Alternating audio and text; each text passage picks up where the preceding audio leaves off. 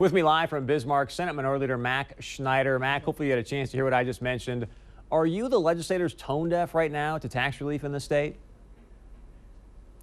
Well, I think that the members of the majority need to listen to a lot of your viewers loud and clear when it comes to the need for property tax relief. The tax that I hear that people are concerned about is the one that they pay on their homes. And so we've pressed very hard as a Dem NPL caucus to direct some of this corporate income tax relief and reductions in the personal income tax towards deeper property tax cuts. That $250 million that Senator Cook was speaking about in the lead into your program, we had a floor amendment that would have taken all of that, the whole $250 million, and turned it into direct property tax relief. We think that was the right approach. We think that's what the people want. Unfortunately, it was rejected by the majority. But Mac, why not do both? I mean, you heard the numbers there. Revenues are up 64% since last biennium. USGS just said, hey, you're going to have double recoverable oil. We all know what that means for revenue to the state. Why not do both?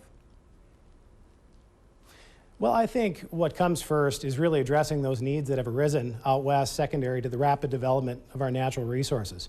We have a $1 billion bill that we're considering in aid to Western North Dakota to fix rutted roads, to address some of those challenges to the quality of our life that we're facing out there. So our revenue that has increased from the oil extraction tax and the production tax, that hasn't come for free. So we need to stick with those communities in Western North Dakota.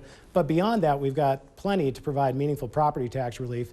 And if that means that we squeeze out corporate tax cuts and reductions in the personal income tax, which people voted against at the ballot just 4 years ago, I think we'll have done our jobs well. But let me ask you this, because this property tax relief to me is really a shell game. I just talked about how basically the state government's going to take money from the right pocket and give it to the left pocket.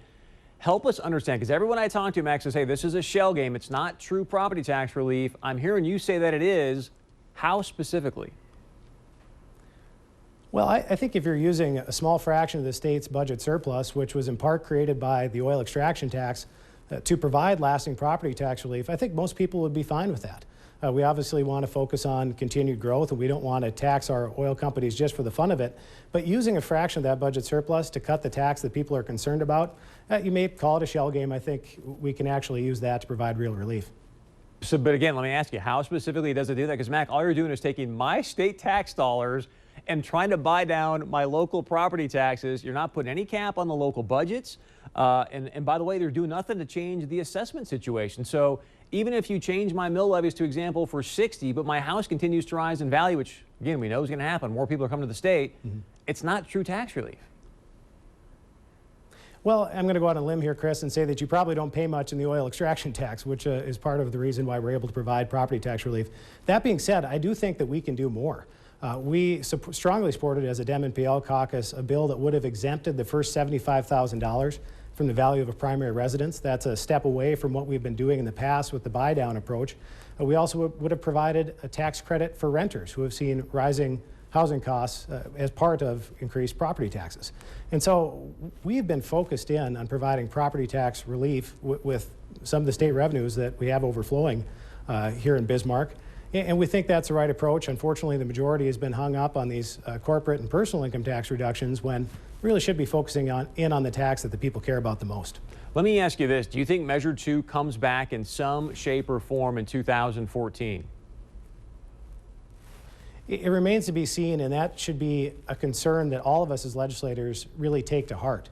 Measure 2, I think, was a shot across the bow by the people of North Dakota, telling the legislature, we need to get this right.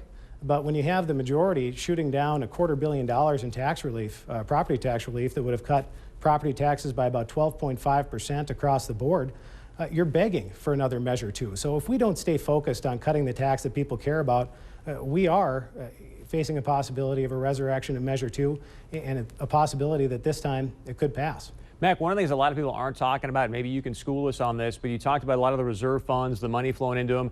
There's over $2 billion right now in the school land and trust fund. Why aren't we utilizing some of that money rather than pulling the $700 million out of our general budget?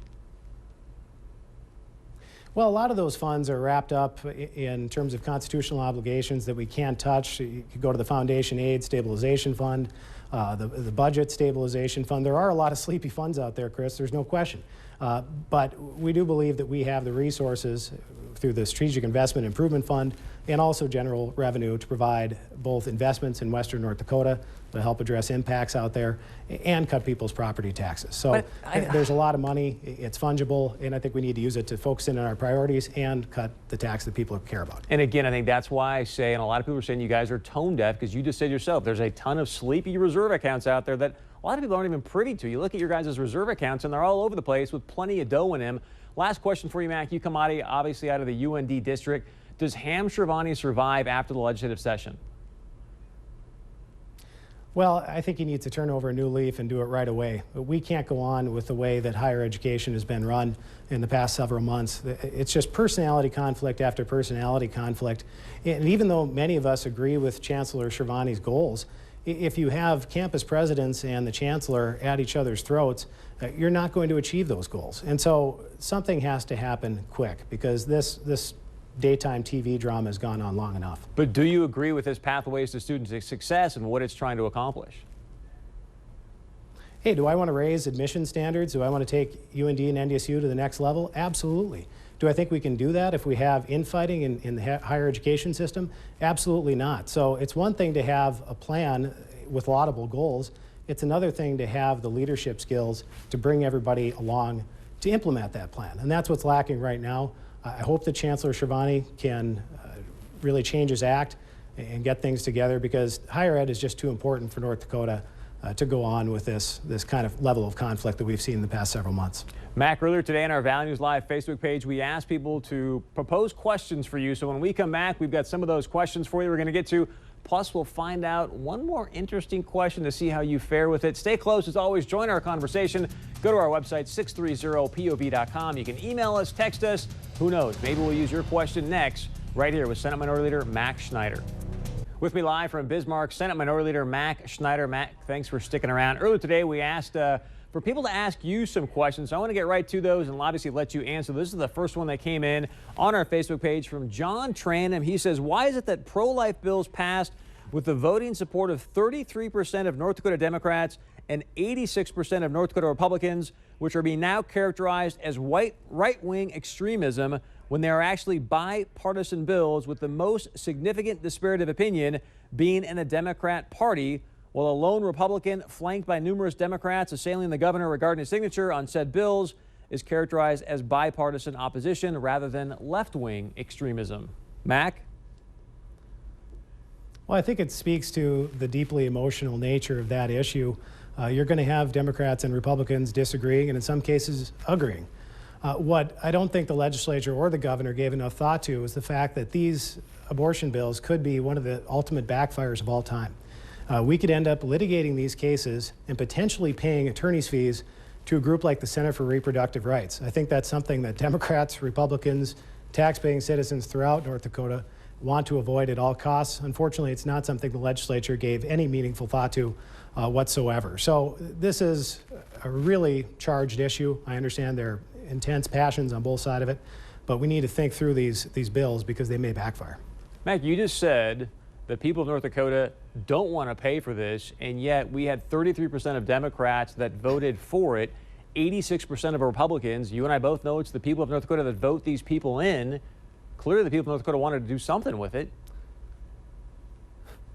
To be clear, what I said was that Democrats or Republicans do not want to end up paying attorney's fees to the Center for Reproductive Rights, which is a very real possibility, and it was given absolutely no consideration in the legislature. So I understand this is an issue where people are going to have strong feelings, but we need to use our heads too, because we're putting taxpayer dollars at risk in a way that may backfire from the original intent of these bills. Another piece of feedback that came in, if we can bring this up, please. Nick Kaloran had to say, Chris, please ask Mac Schneider why we can't get a scaled-back version approved. We don't have to eliminate property taxes. Why not just scale them back a bit and evaluate again in 2 years, 5 years, etc.? I'd agree. We do not need to eliminate the property taxes altogether. Hasty decisions like that are part of the reason other states are in the red. Mac? Well, that's a very intelligent question by Nick, and I think that's exactly what our caucus, the DemNPL caucus, is going for. We want deeper property tax cuts, $250 million in corporate and personal income taxes. Let's take that and cut people's property taxes even more. Let's continue the mill levy buy-down approach, but beyond that, let's exempt a certain percentage of revenue from the value of a primary residence. That is going to provide real property tax relief without the extreme consequences of something like Measure 2. And so that's what we've been fighting for all session. We deeply believe in tax relief. We just want to see the tax that people are concerned about cut. Mac, I don't understand this. You know, Democrats are known for fighting for the little guy. I look at income tax relief. That's going to go right to the little guy. I look at the corporate tax relief. That's one of the most regressive taxes out there. It's going to help the little guy. And yet you're saying, hey, let's focus on property taxes. And you and I both know the local governments are just going to take that state money, eat it up, and continue to expand their budgets. We got 1 minute left, Mac. I want to get to this. Right now, we're coming up at the end of the session. I want to ask you, how would you grade the session up to this point in your eyes? Well, I'd give it an incomplete, but to return to your prior comment, Dem and PL legislators have fought to eliminate the sales tax on clothing, for example. We have fought for an income tax or property tax credit for those that rent their homes. We're very proud of the tax relief priorities that we've advanced. But to return to this question, we have a lot of work in front of us in the next several days. It looks like we will gavel out on Friday. Things that are still up in the air, funding for Western North Dakota, important property tax relief bills that we discussed here today. And so it's very much an incomplete. I do believe that if we work in a bipartisan fashion these next few days, we can get a good product for the people of North Dakota, one that respects Western North Dakota, helps them address their needs, cuts their property taxes. And you know what? Maybe we'll even save for the future, too. So hypothetically, if you had to give yourself a grade right now, what would that be? I like the incomplete answer. Come on. The jury's still out. The exam's on the teacher's desk still, Chris. So talk to me again on Saturday. I'll be able to give you a very thorough grading examination. We look forward to having you back again soon, Mac. We really appreciate your time. Keep up the good work, and we will talk to you soon. Stay with us. When we come back, we're going to get to your feedback. Want to invite you to join our conversation. As always, go to 630pov.com. We got a lot coming in already. Love to get some more. You can email us there, as you can see. Also, text or leave us a voicemail, 369-3187. Stay close. We'll be right back.